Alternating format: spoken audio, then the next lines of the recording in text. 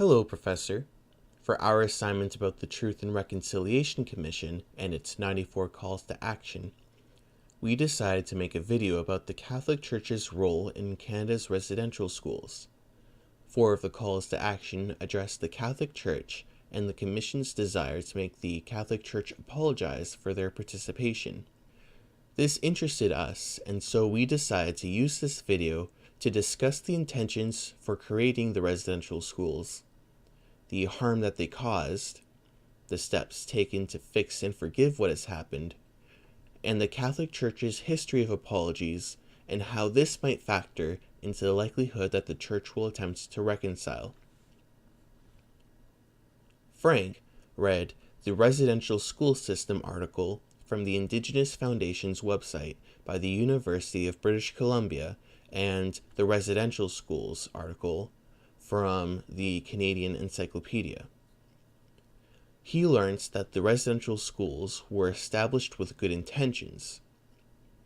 Many Europeans believed that the Aboriginal communities were dying out worldwide, and that the only way to save these savage peoples would be to civilize them in the ways of Christ in Western culture. Apparently, both the Plains Nations and the Canadian federal government agreed on the schooling provisions. However, they agreed for different reasons. The Indigenous leaders hoped that future generations of Aborigines would have the skills to adapt to the new societies that had taken over their lands, and that the government hoped that this could make the First Nations economically self-sufficient. These reasons, Frank notes, are at their very core well-intentioned. Of course, Frank also notes that converting the Aboriginals to Christianity for their own good assumes that the Aboriginals' beliefs and cultures were inferior and that the natives are unable to look after themselves without the guidance of European Canadians. The problems with the residential schools, according to Frank, began at the start. The institutional setting of the schools should have been a healthy environment where children could learn the elementary basics of Western education, and from there, voluntarily study Christianity and adopt the European way of life under the tutelage of a qualified teacher. Instead, the schools were underfunded and overcrowded due to policies making residential schools mandatory for all young natives. This led to these schools being under-equipped and understaffed by untrained clergy who in turn taught mistreated and malnourished children who were forced to spend half their day at school and half their day at work. Frank found out that by the end of his readings that the horrors of these schools still affect Native communities today. Many experience low self-esteem and an unwillingness to start families in fear that their children might be separated from them. They suffer high rates of alcohol and substance abuse and a high rate of suicide. Boris read, Justin Trudeau says he'll engage Pope on apology for Church's role in residential schools by the CBC. Then Trudeau says he can't order Pope Francis to apologize for residential schools by the Huffington Post, and Pope Francis strives to back up apologies with action by Crux Now. Boris learns that there were many instances of abuse to Indigenous children as the settlers and citizens of Canada had attempted to assimilate them into their culture. This practice came from the belief that the Aboriginals' way of life was barbaric and needed to end. The atrocities committed by these church-run schools and their practice of, as one survivor called it, beating the Indian out of the kid, was exposed when it was discovered that over 6,000 children had died in these schools. Reasons for why include lack of medical care, malnourishment, and suicide. To put it mildly, Boris learns that assimilation is not a good thing, and that many of today's broken Aboriginal families and communities are the direct result of oppression and domination of one race and religion over another.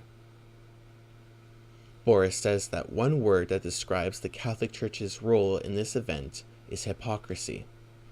Jesus Christ taught people to love thy neighbor, but the Catholic teachers can hardly claim to practice what they preach.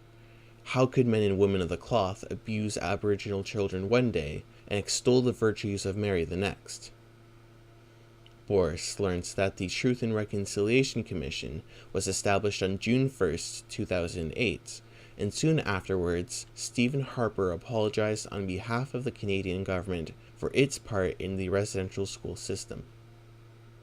To further comply with the 94 goals of the Commission, Justin Trudeau announced this year that he would seek a formal apology from Pope Francis on behalf of the Indigenous communities. If the Pope accepts this invitation, he will travel to Canada to apologize in person to the survivors and families of the children who died in these schools. Pope Francis has not yet accepted this invitation, but he has apologized on behalf of the Church for the many vulnerable members of the public and anyone else the Church could have defended and failed to do so. He has stated recently that he intends to increase the number of apologies for the Church's actions throughout history next year, and that he will reinforce those apologies with action. I read Pope Says Sorry for Sins of Church by The Guardian, John Paul II by Biography.com, and Vatican Gives Formal Apology for Inaction During Holocaust by The Washington Post, retrieved from MIT's newspaper article database, The Tech. I learned that although the Catholic Church does not have a long history of reconciliation, Francis is not the first pope to apologize for the actions of the Church. Pope John Paul II held the position from 1978 until 2005, and he was known by some as the Pope of Apologies. He established a long-lasting and unprecedented legacy of mending broken relations between nations and peoples during the height of the Cold War. In 1998, he presented his Reflection of the Shoah, or Holocaust. In that speech, he apologized for the Church's inaction during the Holocaust and not doing more to protect those being persecuted by the Nazi regime. He said, "We deeply regret the errors and failures of those sons and daughters of the Church. We cannot know how many Christians in countries occupied or ruled by the Nazi powers, or their allies, were horrified at the disappearance of their Jewish neighbors, and yet were not strong enough to raise their voices in protest." He insisted that Christians must overcome centuries of animosity and learn to regard Jews as their older brothers in faith. John Paul II matched his words with action. He met with Jewish leaders in 1984 and promised them that the Vatican would publish the Church's entire history of documents relating to anti-Semitism. He pushed the Vatican into opening diplomatic relations with Israel in 1993. He was the first pope to visit a concentration camp and the first to preach in a synagogue. Then in 2000, while trembling and slurring because of Parkinson's disease, he gave his Saints Basilica pulpit ceremony in Rome. While dressed in purple robes that are meant for the morning of Lent, John Paul II apologized for sins against Jews, heretics, gypsies, and native peoples. He said, "We forgive and we ask for forgiveness.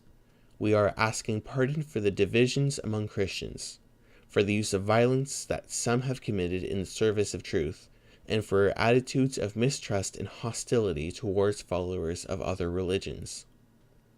He continued to say, "We are deeply saddened by the behavior of those who in the course of history have caused these children of yours to suffer, and we are asking your forgiveness. We wish to commit ourselves to genuine brotherhood."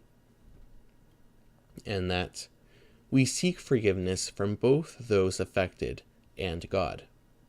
John Paul II made these statements despite warnings from theologians that the unprecedented apology would undermine the Church's authority, and the gesture would be seen by Muslims as a sign of weakness, and by secular enemies as a cue to launch further attacks. Cardinal Joseph Ratzinger, who succeeded John Paul II under the name of Pope Benedict, joined John Paul II and personally apologized for the Inquisition, stating, "Even men of the Church, in the name of faith and morals, has sometimes used methods not in keeping with the gospel.